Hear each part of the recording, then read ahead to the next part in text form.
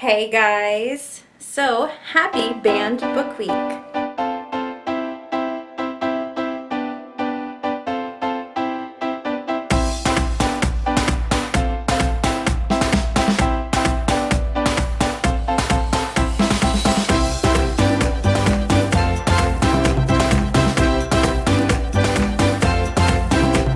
So, this year Banned Book Week is September 26th through October 2nd.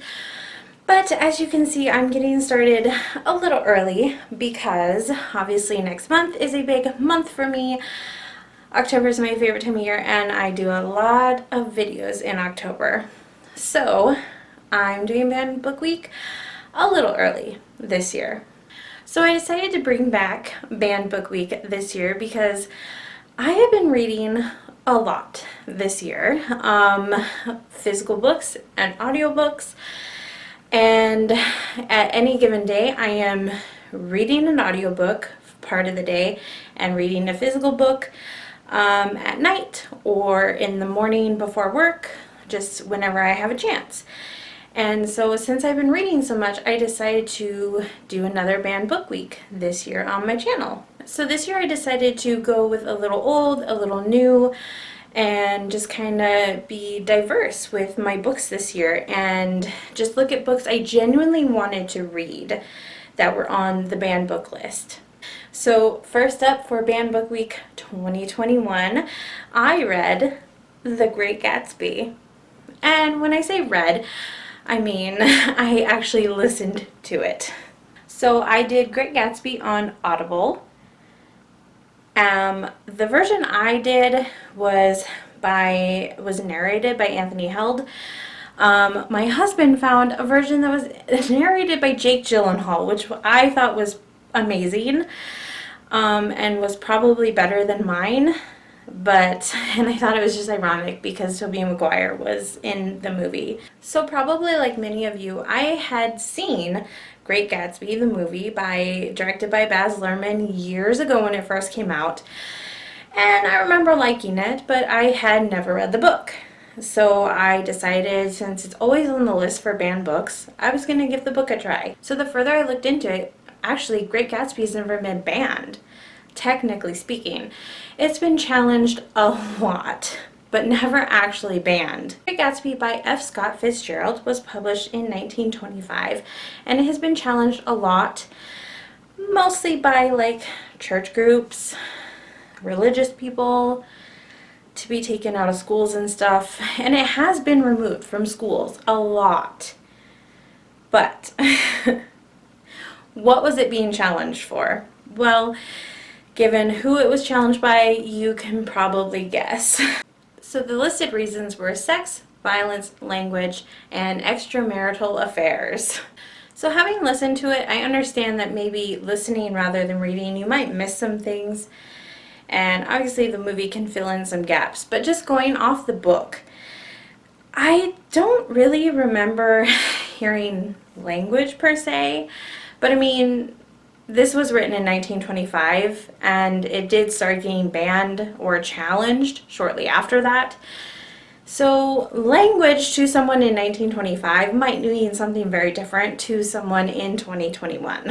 So I understand that. This is almost a 100-year-old book. For when this was written, it was a very provocative book.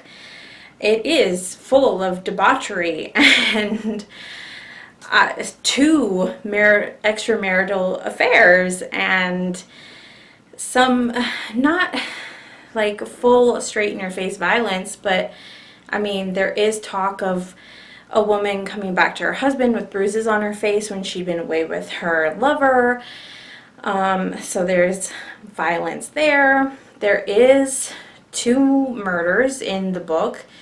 And although you as the reader are not present for either, you do see the aftermath of one, and it is described a little bit, so there is a little violence there. So for those of you who don't know, Great Gatsby, it centers around Nick Carraway, who just wants to escape to New York to kind of start his life over with a new job. It's not too far away from his distant cousin Daisy and her husband Tom, who is literally one of the worst people ever.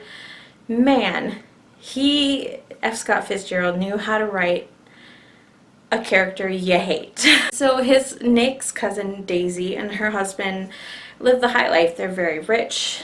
They were born into money.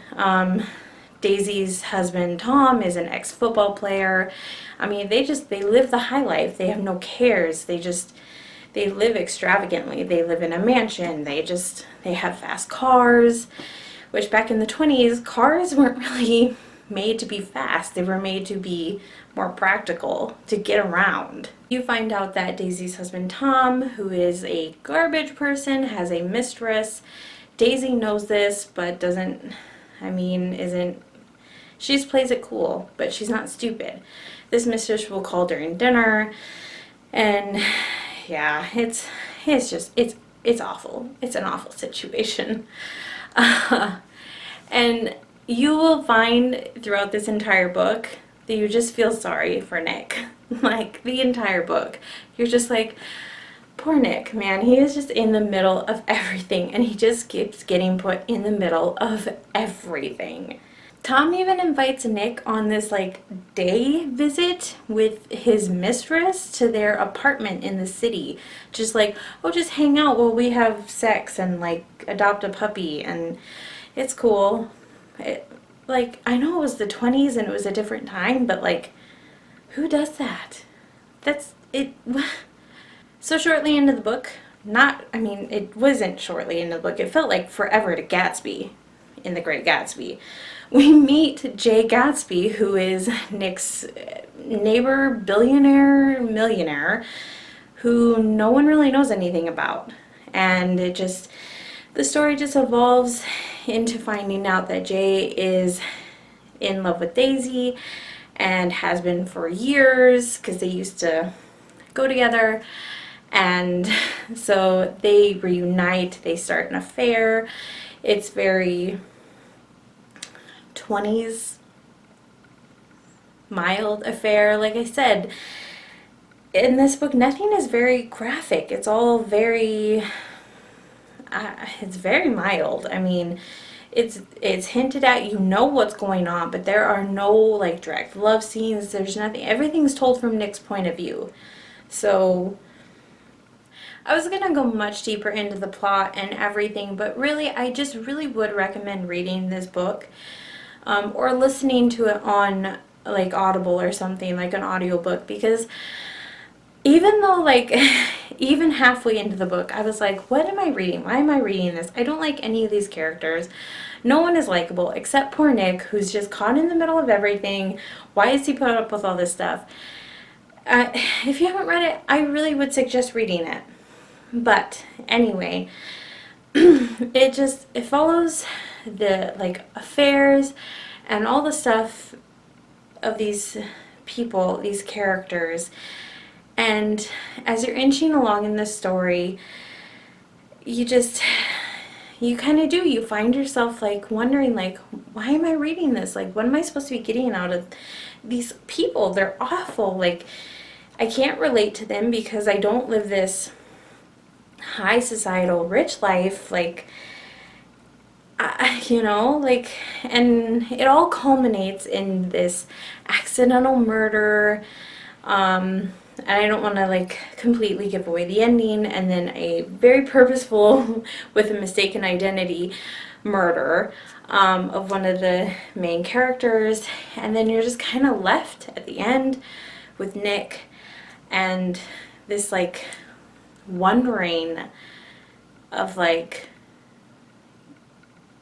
how do you really trust people when you start finding out the truth about people you think you know. At the end of the day, it's just, you get to the end of the novel and it's not what you think.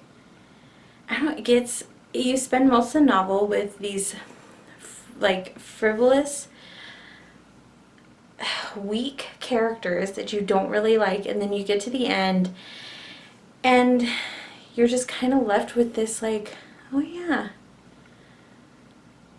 it's not a perfect ending. It's not a perfect book.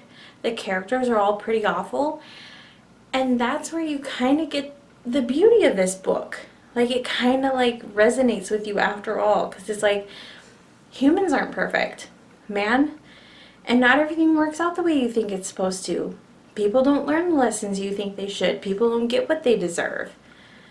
And like, sometimes people just go back to their lives and, don't learn the lessons you think they should.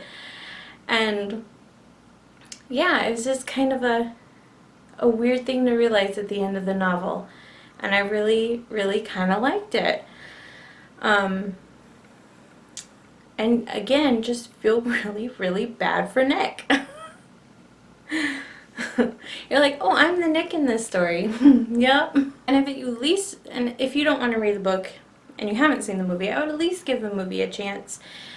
I mean, it's Baz Luhrmann, and I feel like every time I watch a Baz Luhrmann movie, I get this thing where, like, he starts in and he's like, I'm Baz Luhrmann, and he does all the like weird like zoom zoom zoom shots, and like everything's really like fast and weird and zany, and you're like, what am I watching? For like the first 10-15 minutes, and then he like chills out and it's a normal movie, but like beautiful.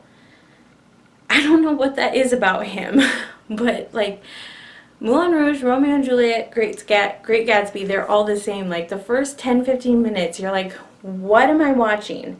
Did I take drugs? What's happening? And then the rest of the movie is just a normal movie. I don't know what that is. But yeah, the movie is good. It stays really true to the book with just like expanding a little bit. A lot of the dialogue is straight from the book, and honestly, it's kind of wonderful, because Great Gatsby does have some really, not beautiful, I would not say beautiful lines, but just some kind of like, I don't know, just some kind of wonderful lines in it. And the movie stays really, like the script stays really close to the source material. And I really like that. So, but as far as banning this book, do I think it should be banned from high school? Definitely not. Like I said, it's for a novel, it's fairly tame. And I mean, yeah, as far as a lot of more Christian society or conservative societal standards, yeah, maybe it's not what you want your kids reading, because it does talk about like, well, it takes place during Prohibition, so yeah, it talks a lot about like illegal alcohol consumption and some mob dealings, and yes, extramarital affairs. But I mean, it's also life. Like, come on. There's a lot of other media out there that kids are consuming that's a lot worse. So I think this, what I would honestly, yes, deem very classic work of literature by F. Scott Fitzgerald, is completely suitable for high schoolers. Yeah. I will say, yes, I don't think this was listed as to why people thought it should be banned, but I don't expect people in that party to list this. There was talk in the book about like basically race wars, like worrying about African American people like rising up and becoming a equal or superior race, and that being a worry to some people in the book. That was a little like, whoa, but it was also written in the 20s. So it's like, you have to realize when some of these banned books were written. And yeah, some of the mentality was like that back then. Not saying it was right, not saying it's good, but you also can't erase history and just pretend like that never happened. It's not good, it shouldn't have happened, but it did. So if you're reading that and you're like, ew, that's not good, then congratulations. That's how you should feel. And that's okay. Like, you should be able to read that and feel bad about it. Like, So I would definitely recommend The Great Gatsby by F. Scott Fitzgerald as a banned book that you should give a chance to. Alright, so this is day 1 of 5 for Banned Book Week. So, yeah, I hope you guys watch along and let me know what you guys think down below on Great Gatsby, or, you know, any other banned books that you guys have read that you thought shouldn't have been banned, or why they should have been banned. Let me know what you think, and I will see you back here for day 2.